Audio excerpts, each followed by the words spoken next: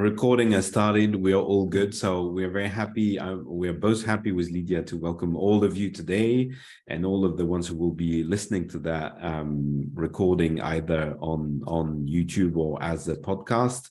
Today, it's a super exciting topic. It's one we work a lot on as an agency, but also Lydia and all of you working in the digital world is like how to generate sales online, but also offline. And I'm super happy to have Lydia today because she's got enormous experience in that field. And I think that will be really interesting.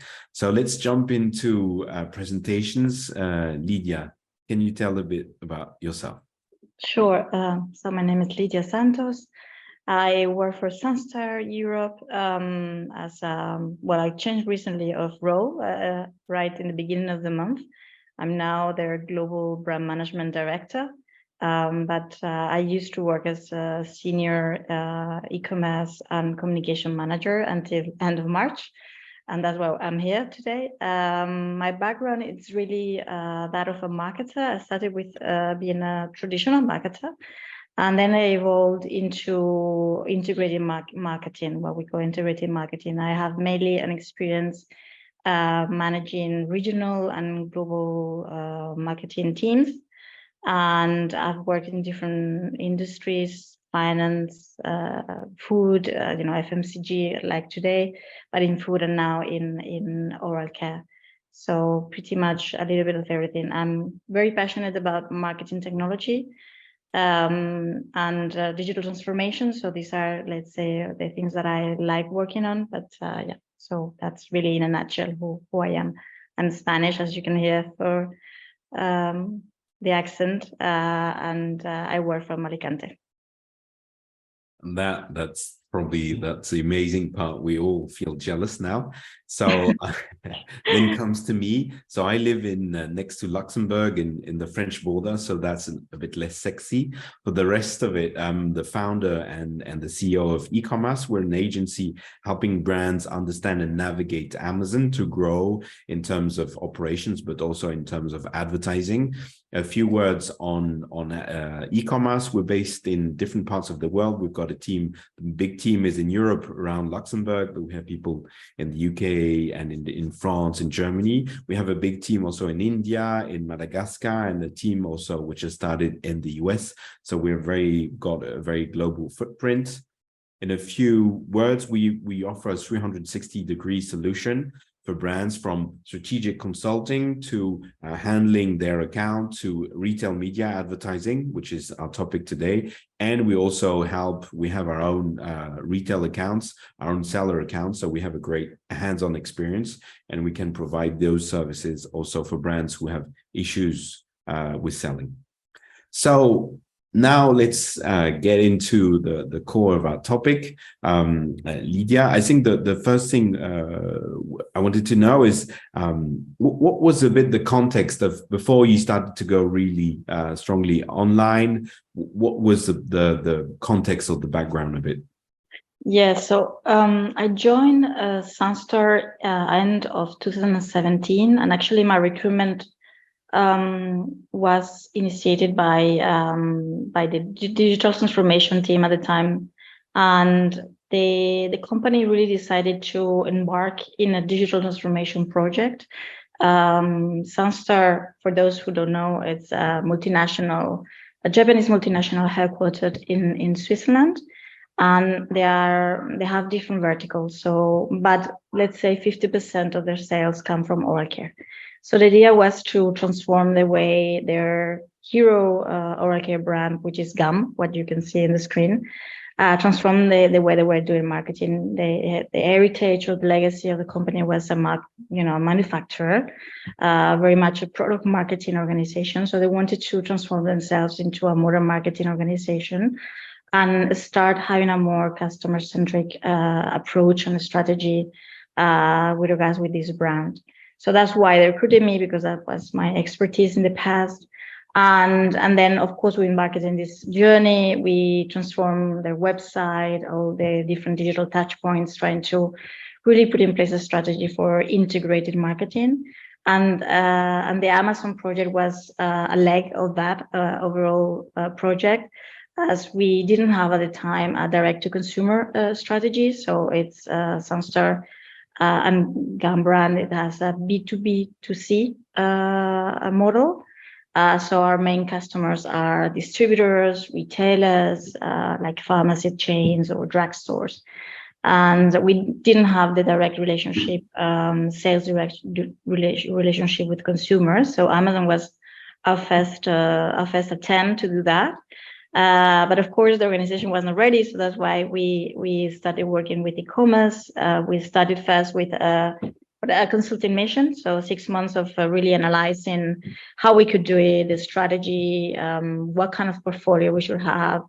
We're very, very scared of potential cannibalization with the retail channel. That was a concern for the company, as basically the retail channel and particularly the pharmacy channel is our key source of revenue for the company.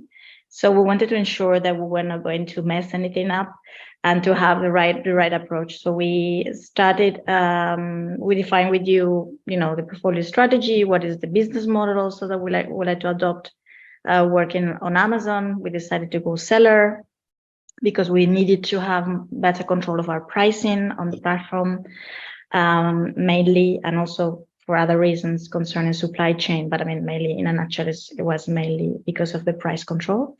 And then we started putting the foundations, let's say. So the foundations is actually, we started with around 30 SKUs, I remember, across 5 different markets. We started opening the different markets and listing all those 30 SKUs, creating the content. Before we started with above the fold content, then we went to below the fold content. We created then a brand store, and we started putting in place our first advertising campaigns, which were sponsored product campaigns. Basically, you start first with automatic to see how the bot is reacting and what kind of keywords you people are actually using to look for our products. And then we started then doing our work more in detail on the keyword selection and really going more in manual on the sponsored products. So the initial phase was really to activate the sales. So we were doing basically sponsored product advertising, and to really learn by trial and error, basically. So it was the first year. The second year, unfortunately, we had a little bit of a hiccup at the end of the year. Our account was suspended for, I think, nothing bad, let's say, but because Sunstar has such a concatenated structure with a holding in Japan and then different entities, and we had to submit a lot of documentation, and the fact that some of this documentation was in Japanese didn't help solve the issue very fast. And then also we know that Amazon sometimes is a mystery how they work. So we had a suspension for 4 months. So that was a little bit of a bummer. But e-Comas could help us actually sell through their retail offering. So we sort of palliated a little bit the situation. And then as soon as Amazon reinstated our account, we started really to grow exponentially. So, and then of course, then we added other types of advertising. So we started then with the sponsored brands that are more focused into building brand awareness. First regular sponsored brand with display. Lately, we started with video with very nice success. And then last month we started with the DSP, so programmatic advertising. Was this very reason we don't have yet very significant results, but it's very exciting. So looking forward to see what we can do with that kind of advertising there. So it's interesting, if we look at the journey, you started with, the fear of cannibalization. And from what I understand is really the will to do sales it wasn't really a brand awareness exercise at the beginning. It was more like a go-to-market thing where you say, okay, we should be there in the D2C space. The seller account is the best for us because it will protect our prices. And because of that fear also of cannibalization. How did that evolve in sort of looking at, it's also a brand awareness exercise? Was there a good understanding in the organization about that, or did it grow this time? Yes, and actually, I mean, we also had the brand awareness part of it, as we know that especially in this category. I mean, we sell, maybe just to explain everybody what GUM is about. So GUM sells what we call holistic oral care rituals, which was, what is the meaning of that? So basically, we are the only oral care player, and I'm very proud to say it, that can cover every aspect of a typical oral care routine at home. So starting with cleaning between your teeth, brushing your teeth with a toothpaste and a toothbrush, and then rinsing your mouth. We can even go beyond that. We can even add to that a probiotic, so that if you can do a cure twice a month, twice a year. So these categories are, some of them are very well known, like a toothbrush or toothpaste or even mouth rinse. But the interdentals, for example, is not a category that is very well known by the general public. Really, it's in terms of adoption is very small. But the GUM brand, it's a leader in interdental cleaning. It's in Europe, basically. It's the #1 brand in interdental cleaning, especially in rubber picks. So what we call, what you can see on the screen on the GUM soft picks, and we have a whole range of rubber picks. What was that? So basically, we know that we need to teach people about the usage of interdental cleaning tools. And we also know that these kind of tools are sort of difficult to buy because there's a notion of morphology, your mouth morphology. What I mean by that is that your teeth, maybe you have different gaps in your mouth. Maybe you have very big, very wide gaps in the back, but very tight in the front. So in the end, you're going to use different solutions like floss or rubber picks or interdental brushes. So it's difficult to know what you should be buying and what size. So having the adequate content online helps us also guide the purchase, so facilitate the purchase, even in store. So people, because in the store, they might be lost looking at the shelf of what they need to buy. So they would typically look online, okay, what is it that I need? And then, oh, I have 10 sizes. What does this mean? What should I choose? In case of doubt, should I take the bigger or the smaller? So there's a lot of questions that can pop throughout the purchase moment. And online, and in particular Amazon, because in most of our European markets, Amazon is used as a search engine for product information. So we were from the very beginning very conscious about that, and that's why we put so much effort in having the right content, product content, as well as having a brand store that could tell the story and really explain people in simple words how they should purchase in these categories. And in terms of advertising, was there a conscious move from or the approach between selling? So you described very well that okay, how you start with automatic campaigns and then you go up a funnel, let's say. Was it like a conscious move to say, okay, we should be investing more into brand awareness step by step? How was that? What was the approach of the company on that? So, I mean, if we go back a little bit to the beginning, let's not forget that we were undertaking a major digital transformation project in parallel to that. And part of my role was to actually define a new communication strategy. And that consists in, let's say, just to put it, it's a very long presentation, but to put it in simple words, so the brand, when I joined, was only doing product campaigns. So let's say I'm doing push campaigns, I launch, I make a lot of noise, and then I'm very quiet. I launch, I'm very quiet. So this is just for launches. This was really the communication strategy that they had. So when I arrived, we added 2 more layers to that. One layer was the brand campaign. So we have a brand campaign developed and released. And of course, we put some parts of that brand campaign in our brand store so that everything looked very cohesive. So there was, let's say, a communication campaign around besides our Amazon activities and beside our advertising on Amazon. So in reality, there's an orchestration of different things that happen in the same place. And the other layer that we also put in place was a content marketing strategy. Because our brand does not have as much money as Colgate or Oral-B to do advertising, that's a reality. We're a smaller player and we cannot afford it.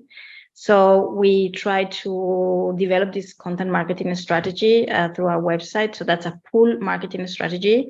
And we developed content related to oral care. So basically the answers that a regular shopper might ask him or herself about how to take better care of the mouth.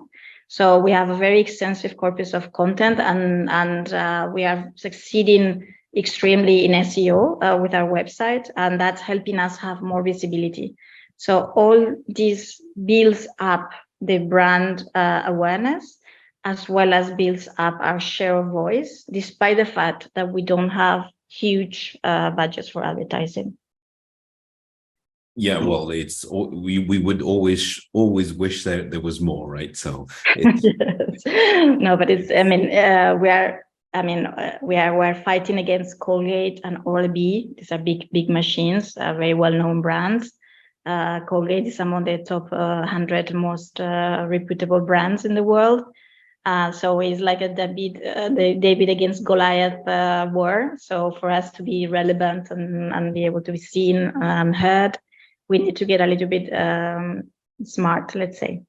Yeah, no, and it's amazing. I think one thing you mentioned is really important, is that rather than, okay, one action has one impact, it's like a lot of different actions in different places have different impacts. And one of the things we were saying, okay, is like how you measure specifically one action. Well, it's the same with Amazon. If you want to do SEO on its own, it will probably not work. But if you do SEO plus SEA plus like all the optimization plus all of that, then it kind of works.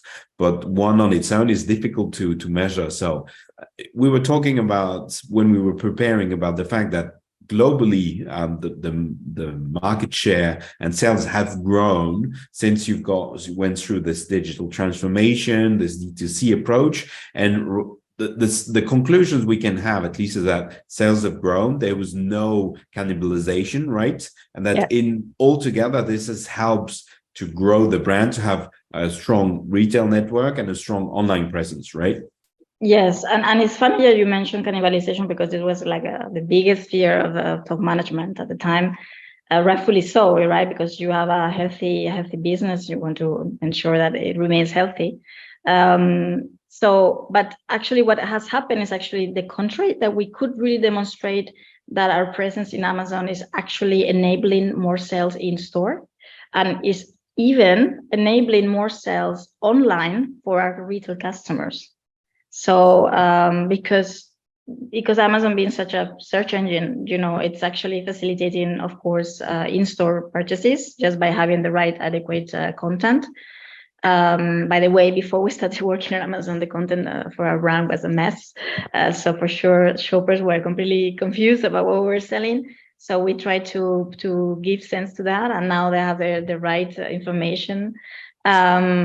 But also, we saw that creating this content has allowed us also then to distribute it to our retail customers, and therefore they have been able to improve our brand presence on their own e-shops, and therefore their conversion has increased, and therefore our sales have increased. So there's been like a sort of like a virtuous cycle with all these different activities orchestrated at once. And we saw that even during COVID, where the company, as many companies in FMCG, suffer a lot from the transportation crisis and the raw materials price increase and lack of raw materials also. But despite all the hurdles that we had through COVID and post-COVID concerning the energy as well, the company kept growing sales and had very, very healthy operating income. We were very, very resilient, and we kept growing. And so that was very beautiful to see that all our efforts to transform the company had paid off. We're not always able to say, okay, this is because of Amazon, or this is because of this brand campaign, or this is because of better content. But all in all, we saw that the outcome, it's really great. Yeah, and like one question, sorry, I had this. We're talking Europe as one. Like there's a lot of differences between the different countries. So gum is sold primarily or a lot in pharmacies, which is a very traditional kind of retail network, more than consumer electronics shops, let's say. And we know that pharmacies have like maybe don't or are afraid a bit more of internet than other shop. Was the after a few years of this Amazon or e-commerce experience, like do you feel that in every country there's a consensus that okay, like we shouldn't worry, it's okay, things are happening okay, and actually it's beneficial, or do you see some differences between the different countries? There are differences, of course, because also and they are mostly related to pricing. So pricing is different for different countries. So we know that Germans, for example, they are more price sensitive than Spaniards, for example. And that's a reality. So we've had to be more cautious with, for example, our listings in Germany concerning pricing, and we had to put in place a repricer so that we are ensured that we remain competitive. And perhaps that was not so critical for the Spanish or Italian markets. We also know that the UK is very competitive, so we're having not the same success that we're having in the other countries because of the competition being so strong. So these are things that we need to take into consideration. Of course, there are differences for sure, but all in all, I think it's a good outcome.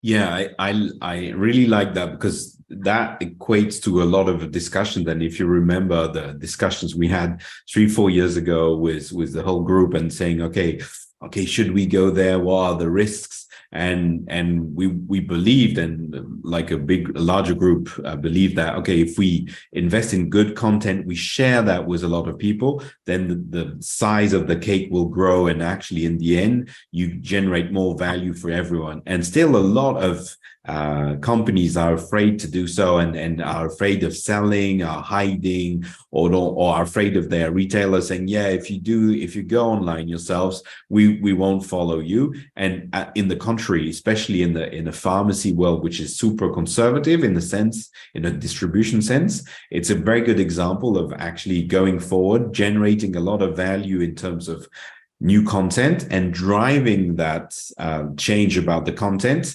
and not letting the distributors handle the content themselves. I think that was really a great turn and change. And in the end, everyone benefits from it.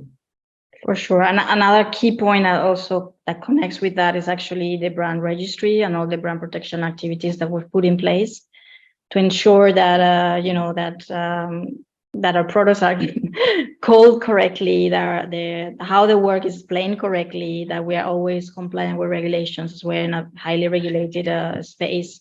So, I mean, this has only brought benefits also for the pharmacies that are very keen to have the compliant information about a product, and even themselves, to be honest. Sometimes pharmacists, they look online for the explanation of a product when they're trying to explain what it is to a shopper. Because oral care is not very important for pharmacies. It's not a category that's very important in pharmacy. So they are not so knowledgeable as we would like them to be about oral care. And even pharmacies are very happy now that, the information is more available, and they can really explain properly what something does to their shoppers, Okay, I see there's a few questions. We'll come to that in a second. If we close a bit this discussion, we started from a lot of fears around that exercise. Now we're going into more and more advertising tools. You touched upon the recent tools, or the recent campaigns, especially sponsored brand videos, and the use of video, the use of DSP, so programmatic. Do you want to share a bit that experience with the video? For example, we know video is super important. Well, we're doing a live webinar, so we believe in video. Sometimes more than blogs, and in the world of TikTok and everything, video is becoming super important. Like, how could you share insights which could be useful for listeners, for other brands, about how important it is to diversify your type of advertising with video, so sponsored brand video or sponsored display video, for example? I think it's very important to have a very balanced advertising mix, because basically you're going to have shoppers in different stages of the funnel. And in our case, for example, not everybody knows what a rubber pig is, what is it used for, and we still want them to have a first maybe interaction with the brand, get curious about it. If we're lucky, then they will buy it immediately. There will be an impulse buy, but that's not maybe that common. So you want to nurture them along the funnel. So I think video, it's perfect for the higher phases of your funnel to really educate, bring awareness, but also bring sometimes even emotions. And we sell oral care, so a toothbrush doesn't not distill emotion. It's not a very sexy category, but with video we can actually make it look sexy, and also we can explain why this is important for you, right? Why, and what are the implications. So I think for us it's important that we are little by little putting all the pieces of the puzzle together so we can cover the full funnel and really educate people in the awareness phase, and then hopefully take them to the next one, consideration, and then hopefully make a very nice shopping experience, and then they keep coming. We are lucky because gum products are typically very qualitative. So Sunstar, being a Japanese company, attention to detail is very high, it's extremely high. And quality standards are also very demanding. And we're lucky, I say we're lucky because, in Amazon, the algorithm will take into account reviews, also even to push your advertising, or even to push, to put your results in first page. And we are lucky because our products, once we try them, people typically like them and they have very high reviews. And this has helped us a lot. And also it's something that when you try them, you typically buy them again. So the loyalty rate is quite high for our products in general. And that also helps because that also nurtures the algorithm, because if someone is going to keep buying your products, well, Amazon notices, and then obviously it's going to keep ranking your account as good one and your products are good ones, and then of course that's everything together. So we are lucky in that sense that our products are doing like 30% of the job just by being very qualitative and very easy to use and pleasant to use, right? So that's something that helps the algorithm. And as I said before, advertising is important, but I think for us, we were very careful to also take care of the other factors that impact the algorithm. So the reviews was not much of a concern for us because, as I said, they typically have organically very good reviews. But sometimes we didn't have reviews, was a new listing, so we had to generate at least the opportunity to get a review. But also supply. So we've been very careful to always have supply, despite the out of stock challenges that I was mentioning before. And of course, the product content to have a proper conversion, and as well the advertising, the right advertising strategy. So we are still getting there. So we are not really fully optimized ecosystem. As I said, we just started DSP advertising 2 weeks ago, I think. But yeah, we're very keen to keep this holistic approach so that even our advertising can perform even better, because it's important to keep all the factors playing toward, in your favor rather against you. One thing, very important thing to know maybe, is that if you have advertising campaigns in place, but then you have supply problems, your advertising campaign will pause, and then that's jeopardizing your performance. So it's important that you also keep in mind that you need to have a good supply of your products. Yeah, and I love what you said about having a good product. It sounds really stupid, but in the past, in the old days, you had access to one buyer and you would buy for all his stores. Product being good or not good was just if he was happy. Now with e-commerce, and specifically Amazon, you know that if a product is selling well, it should be a good product, because when it's bad, a lot of bad reviews sort of kills it. So it's really important. It's back to basics in a sense, but that does a lot of the work. And if a product gets good reviews, and it's getting then much better in terms of sales. To wrap up a bit, our circle is like, we were talking about going upper funnel in terms of advertising. We talked about the fact that all the pieces of the puzzle were putting into place and making a beautiful picture, let's say in terms of global sales. What kind of KPIs or things do you follow now? You're going a bit upper funnel in terms of general sales, general result. Is there some specific KPIs you're looking at, or how do you measure that? Sure. I mean, what we are of course following many KPIs, but I mean, I think that maybe the important ones, of course, is to check on our conversion rate, because that's sort of help us understand if there's engagement, if our ad units or the creatives are really working or not. Of course, concerning brand awareness was the impressions, so the how many impressions per thousand.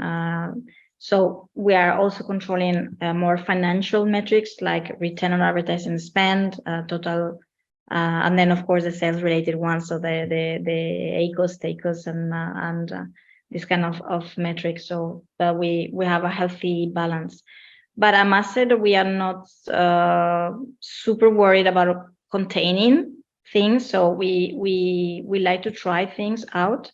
And we know, for example, with DSP, you have to be ready to overspend in the beginning to let the algorithm learn, and then work on optimizing that return. So we like to have this sort of like a try and error mentality in the team, which is super important when you want to be successful on Amazon. And I feel sometimes larger companies don't like fear of taking a test and take a risk, and especially nowadays, financial risk is like something a bit touchy, and every cent has to provide ROI, but sometimes you have to spend a bit more money to learn, and that's a great approach, I think, which has led to great success for Gum. Also, if I may add to that, Jerome, and I think this is a nice maybe tip for people, because we are present in 6 marketplaces in Europe, and we are also present in the Netherlands. So the Netherlands being, one that basically for us is not really profitable. Really, it's we're not making a lot of money there, because there's Bol.nl in the Netherlands, but we are using it for experimentation. And I think that's very cool, that then you can run like crazy experiments in Netherlands, because anyway, the stakes are not very high. You won't break anything. And then you can use those learnings and apply them to more critical markets like Germany, for example. Yeah, that's the beauty a bit of Amazon, is because the system is everywhere the same. You can really replicate the same learnings or the same ways you've been doing something.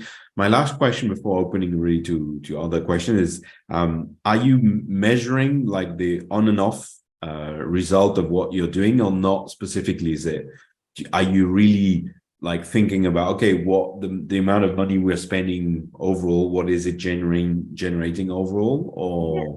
So the on is easier, because you can have an attribution model in place, so that's easier. But the off is more difficult to justify. Was this because of a campaign, of a promo, or because of Amazon? So there's also like sort of like a leap of faith. So from the top management, to be honest, the beginning, of course, they were like a little bit in wait and see. But I think now it's been a few years I'm there, and I think that now the trust that what we're doing works. Even though we don't have, unfortunately, today the technology to track everything, all the touch points. So unfortunately, we don't have, our customers, our retail customers, they don't share shopper data with us. So it's difficult for us to then connect what worked really from digital into the off, into the online, into the offline world. There's a disconnect there in terms of data availability. But all in all, we see that the resilience we had, the growth in sales, they don't come from, they're not coincidence, they're not spontaneous, because we can compare how we did in other regions in Sunstar, and they were not as resilient as our region, for example, and didn't grow as fast as our region. So the only difference was that we did embark in this digital transformation project, and started, of course, with a seller present on Amazon. So I think that we must be doing something right, but it's very difficult to demonstrate with a report like, okay, I did this, and that, and then the result was that. I mean, of course, we have the, let's say, end result sales, which that we can see, things are working. But then in the in between, we don't have enough touch points in terms of data to demonstrate how it worked. Said differently, it's more of an attitude more than a way of doing things. It's an attitude towards like taking risks, testing, like being curious, checking out things, rather than one recipe for success, right? Which I would totally agree with. Let's jump into questions. So we had a question about, so how would you consider the right prices, for example? That was when you were talking about prices. So that's an interesting and a touchy one. Maybe, so how do you consider the right prices, for example, maybe regarding and checking all the competitors? Question mark. Yes, I mean, pricing is complicated. So we take into consideration, of course, competition.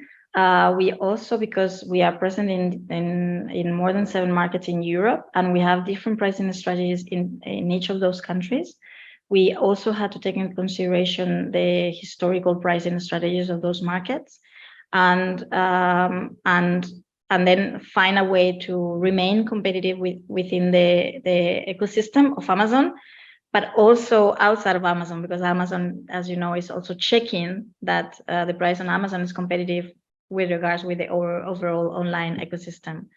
But what we did, because we're also using Amazon as a, let's say, brand awareness tool, we didn't put so much pressure on us to be super competitive on pricing. So we wanted to be competitive, but not be the cheapest, because again, we wanted to avoid cannibalization with other channels. So we agreed that we will be slightly more expensive on Amazon than elsewhere, with regards with the unit price. But because we're selling bundles, in the end, the shopper is finding an advantage. So it's still nice price, so still competitive. And therefore that makes very difficult for retailers to compare the offers, because they're very different offers. We have exclusive offers for Amazon with bigger bundles sizes, and still, you know, even though the price per unit maybe was slightly bigger in a way, we then discount it because we have like a value pack, let's say, a value pack strategy. As the minimum threshold for us to be profitable on Amazon was 15 euros. We did this calculation, so we needed to also bear that in mind. What is the threshold for profitability? Based on that, what are the products that you're going to be releasing, and the good value. In our case, it's easy because, I mean, it's not easy, but I must say that it's not so complicated as another categories, because we have a premium brand and our target audience is not very price sensitive, because our target audience is really looking for quality and they're ready to pay the price for that quality. So in that way, that moderates the need to be super competitive in pricing, as we know that the shopper will not care that much that it's 10 cents above or below. I mean, it's really roughly what they're ready to pay for the products. Yeah, I think what we can take from what you just said is that to go against cannibalization needs some extra works, like having some specific products, not specifically going down, even if there's pressure from the market overall. And it's trying to work on the value, like making sure that the customer, the audience is looking for prime products and therefore like high quality products, and focusing on delivering high value rather than only discounting. I think that's a great learning. Yes, and we made the conscious choice of not competing against our customers on Amazon. So our customers are selling individual units or individual blisters, and we made a conscious choice not to do that. So not to compete against our customers. So that everybody can have a part of the pie. And so far, so good. I think that's been very beneficial also for our customers that were already selling in Amazon. And they benefit from 2 areas. First, because before the brand arrived in the marketplace, there was no advertising whatsoever. So the total visibility for the brand was smaller. Now it's bigger. So, and also because even people, when they might interact with our ad unit, they might not necessarily then want to buy 3 blisters of soft picks. They might then see that there are also the individual blisters within the Amazon offering, and end up buying the individual blister is sold by one of our customers. And so they also benefit indirectly from our advertising. And we, even if it's in the end, the individual blister is sold by one of our customers, Sunstar earns money, right? Because we sold that individual blister to them. So we are trying to make the ecosystem play in our favor and not against us. So also being able to help our customers with the platform, with our advertising as well, with enhanced content, because the content was, as I said before, terrible before we arrived there. So yes, so we are also collaborating with distributors so that we are sending them the right content so that they can also publish the right content on Amazon when they're selling their individual blisters rather than our bundles. Okay, we'll be taking one or two last questions. So if you have a question, do put it on the chat or on the Q&A section. I have one here, which someone sent me before, was do you know, or do you have ways to find out whether your media campaigns are driving offline sales? Are you measuring that? Really, this like online to offline, which is a bit what some of the topics we were talking about. Yes, unfortunately, as I said before, we don't have Shopper data to verify that. So we did observe an increase in our sales. So we could assume that if the only thing that changed was that we were activating digital was part of that success, but we don't have the data touch points to have an attribution model that is very precise. Hopefully in the future we will be able to get that, but we're not there yet. I mean, also because as Jérôme said, our main customers are pharmacists and they are not super modern in digital marketing, to be honest.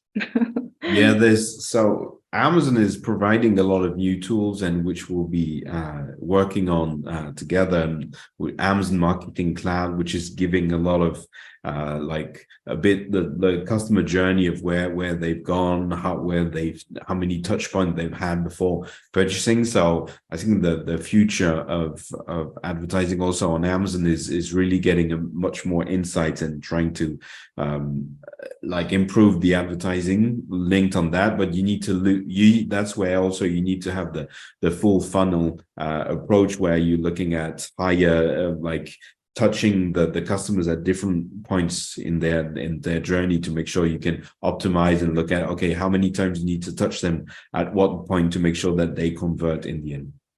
Yes, we have also, of course, our hypothesis. We've done also, of course, consumer research to understand, what people declare to do. So do they declare that they buy here or there and there?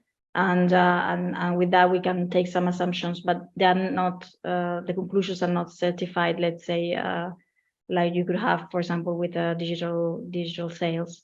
But yeah, I mean, we know things are working, but and what we're doing to make them work. But yeah, I mean, we're still the pharmacy channel is still very mature in terms of data to allow us to have a full picture. I have another question here, which pertains to the difference between sponsored products, so really keyword associated, and higher up funnel.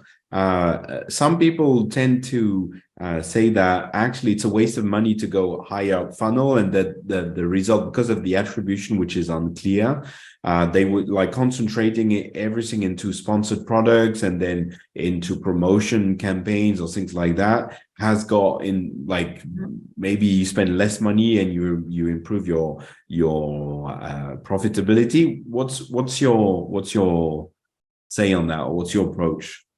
From my experience, I think you have to be very careful about your own brain.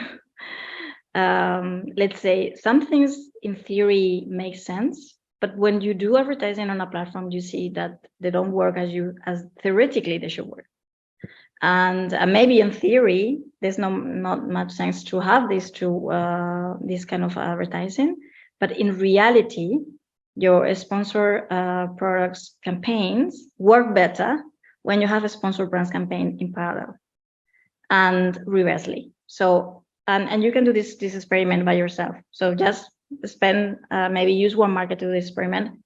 Just have sponsor products only, see how that performs for a few months, and then have it in combination with the sponsor brands, and you will see that the sponsor product campaigns perform better. So The proof is but in the pudding. yes, Yeah. so I think that there's less sort of like synergies between that, because human beings, and as you know, they are not linear in their funnel navigation. You know, there's what you call now compressed commerce. There's some people that can pass from awareness to immediate purchase in milliseconds, and then some other people that might, you know, come back again and again and then take their time. So humans, we are, let's say, we're the way. And in my experience, when things work better is when they're in synergy. And this, you know, against what you think that it would make sense more, let's say, in theory. So I think that's why we also have like this trial mentality, because sometimes the things you think will work, they don't work. And then you try things that work wonders. So in the end, it's like, okay, let's not think too much about it. Let's just do what works, right? So I think it's a great example and a great learning. It's like test yourself and do it yourself. I think that speaks a lot. I have another question, which is like very to date or very of the moment question is, are you using machine learning tools or chat GPT? That's me adding it, to automate the sponsored products brand campaigns. no, not yet. No, we're not using it. But of course, DSP is machine learning. So, and we are starting now with a strategy that's actually retargeting our existing buyers. And that will allow the machine learning mechanism of programmatic to learn what works and what doesn't work. And then we will then try perhaps other strategies with programmatic. I think programmatic is very interesting. I've done programmatic not for Amazon, but with regular display. And it's a very, very interesting area. And the only downside to programmatic is that you should never stop your campaigns because then your bot forgets everything it's learned, as it is machine learning, so it's cumulative learning. So you have to commit yourself to keep the campaign going. You can, of course, reduce the budget if you don't have always like a very big stream of budget, but just commit to never stop it. And that's machine learning as well. So and it's very interesting to try things out, like, for example, what's brand affinity, you know, what brands people buy in combination with your brand. And that can, for example, we know that our brand shoppers have a lot of affinity with La Roche-Posay.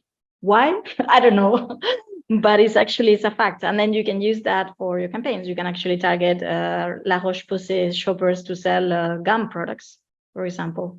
So you can learn a lot out of that, and learn in a cumulative manner. So just saying, Lydia, you were recorded saying you can't stop your DSP campaign. So that's great news. I couldn't agree. But I can reduce the budget, Jerome. Yeah, well, okay. Another question which is coming in terms of growth strategy, do you plan to manage marketplaces distribution worldwide by yourself, or you think you have to outsource some of the markets? If yes, which ones? That's a loaded question. Yeah, it's a loaded question. Also, because you know the Sunstar, we don't have a centralized way of working.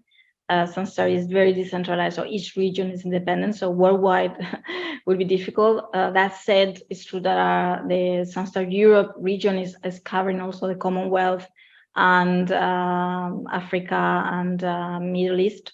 So I think that we would end up combining different methods. We also we have also exclusive distributors in some markets. So we might go with exclusive distributor in some markets because there's a pre-agreement on how we sell there. And then, yes, indeed, for markets like, for example, we are covering Australia. We still have to explore different ways of doing that because, first of all, it's very distant geographically. So and we might need to explore other options like the one you mentioned, like this, you know, using third party companies to do that. Just why not? But we are in the beginning. We're newbies in Amazon. We just arrived there in 2020, so we still have plenty of things to learn, to be honest. And Amazon, as you know, changes every day. So every day is like something new. So it's really And a new country sometimes. So and new countries, new advertising, a new requirements, new content features. So it's changing constantly, which is nice, but it's also quite exhausting sometimes. indeed. I have one question. I think it will probably be the last one, or if you have one more, we can take. And after we'll wrap up, it's a long question, so bear with me. I was always thinking about how everything starts. So it starts a bit philosophical. For example, the packaging, the package of the product, the stocks of the product, and afterwards the selling part on Amazon. I know this was a whole journey, but was it hard? Was the start difficult? Like the getting started with a stock? In your case, you was already doing distribution, so the packaging was not difficult. Changing new products was a bit difficult, right? Because it's a very regulated environment. I mean, yeah, the strategy took us 6 months for sure. I mean, it took us actually even maybe more than 6 months. But it's also because Sunstore is we really want to do things well. So we were talking before about this trial and error mentality. Yes, we do have this mentality, but we are also sort of risk averse. So when we start doing something, we want to really know what we're doing and plan properly. So yeah, that was really very important for us, and we tend to anticipate what we do very much in advance, and really do our homework. So for packaging, the only thing that I can say is that we took a very pragmatic approach.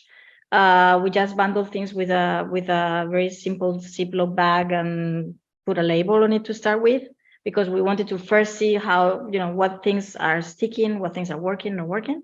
And now we are starting to consider indeed to have a specific Amazon packaging that is ready to be delivered by Amazon as such. And that of course comes with a cost, and it's usually for us at least a 6 months project to think about a new ready to send Amazon package. But yes, these are the kind of things that we're also working on now, because we see that some products are selling very well, and we were worth to spend in a more premium unboxing experience, let's say, at home. And and also, you're a premium product, so the customer journey it goes until unwrapping the product and having not too much waste and all of that. Yeah, and sustainability is also indeed a concern for the company. We are not there yet, but we are constantly embedding sustainability in everything we do. It's been already a few years. We don't talk about it because we tend to be very humble in these kind of things.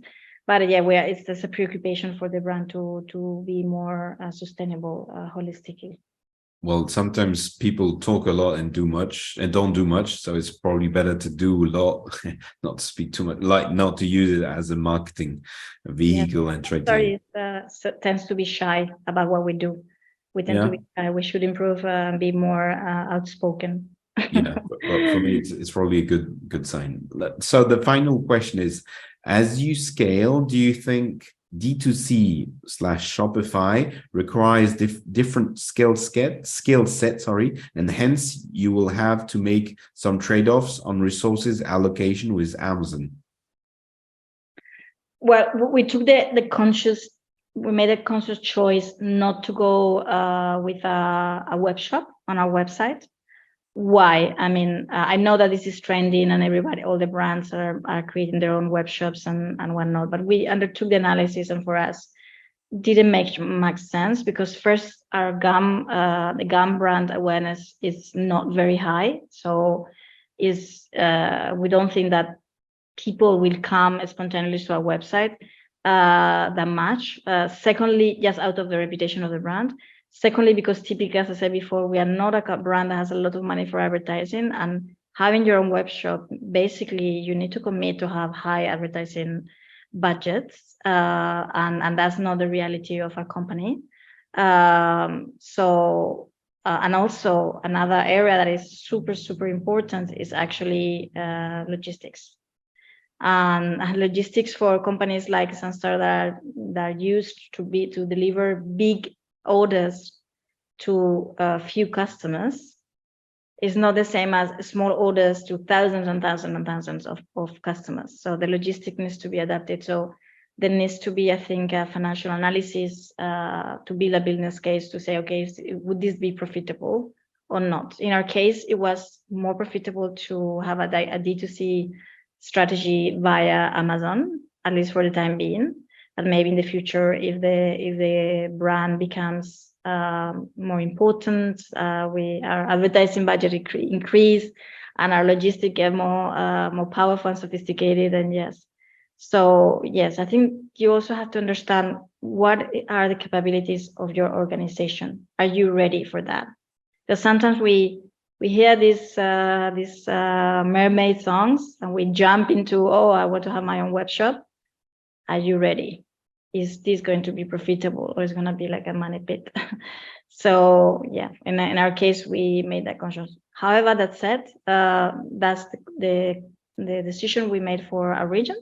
But in Sunstar, we have other regions, as I said before, and so our American colleagues, they can afford having a web shop, and actually they do have a web shop that is actually selling pretty well. And yeah, but they have a different situation to us. They have a very powerful logistic branch, and far more money than us to do advertising, etc. So they have a different context that allows them to really embark themselves in this adventure. Well, thank you very much, Lydia. We came to the end of our hour, so thanks a lot for that. I think it was packed with a lot of information on the journey of gum, Sunstar gum on the market. You have our contact details. You will hear from us with a recording of the videos. Thanks a lot, everyone, and have a good evening. Bye-bye.